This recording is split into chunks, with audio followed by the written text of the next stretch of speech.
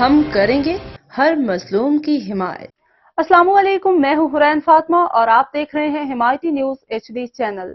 نظر ڈالتے ہیں آج کی اہم خبروں پر۔ بہاول نگر میں بھی وزیر اعلیٰ پنجاب مریم نواز کی ہدایت پہ ڈپٹی کمشنر ذوالفقار احمد بون کی زیر نگرانی ضلع کی تمام تحصیلوں میں ریونیو عوامی خدمت کچہری کا انعقاد کیا گیا۔ اس موقع پہ عوام کے ریونیو سے متعلق مسائل کے فوری حل کے لیے مختلف محکموں کے نمائندے موجود تھے۔